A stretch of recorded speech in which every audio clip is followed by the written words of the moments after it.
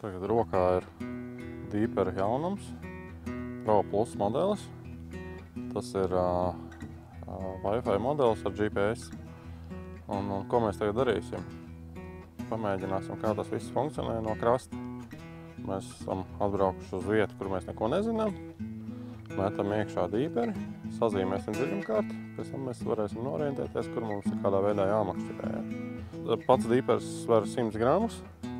Tātad, kā tam vajadzētu testam būt līdzīgam? Auklis es izvēlējies 0,35 pīto.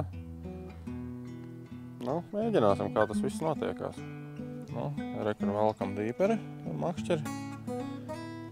Rekur viņš sāk zīmēt dziļumkarti. Rekur aiziet augšā arī dziļumkartē. Rekur tieši kanti un arī dziļumkartē izzīmēja to kanti. Rekur vēl seklāks. Zāļains sākās.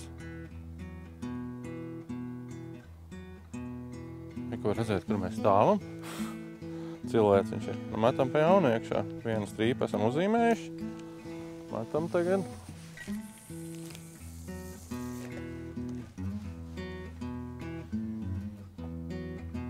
Tā, rekur var redzēt, kur mēs esam iemetuši.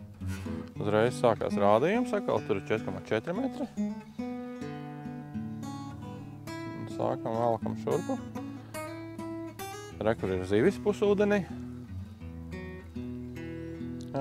Šitas varētu būt ļoti noderīgs, ja tas atnāc uz fīderi vai uz pludiņu. Sevišķi nezināmā ūdens tilpnē, tad norientēties var momentāli, kas kur notiekās, un arī zivis apskatīties. Rekur interesanti ir tagad, tur kā mēs nemaz nenojautām, ka tur ir sēklītis, rekur viņš ir, rekur uz kantas zivis ir. Es esmu pārsteigts. Es biju testējis uz laivas, un viss tas liekas tā saprotam un baigi labi, bet šitā es domāju, ka ir perfektis. Rekur bariņš mazām zivi, ēsma zivtiņa bariņš. Pasties, kāds skaistam zīmējās. Tad likās, ka tur vajadzētu būt dziļumam, izrādās tur ir sēklis.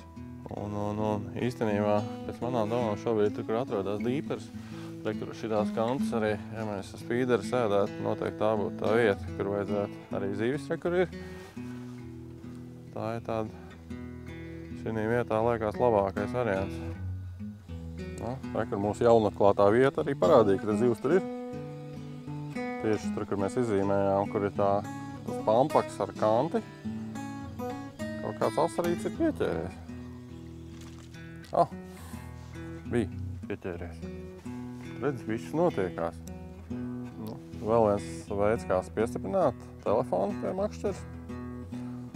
Teikšu, kā ir. Viss strādā baigi labi. Man patīk. Tiekamies uz ūdeņiem, ķeram zivis.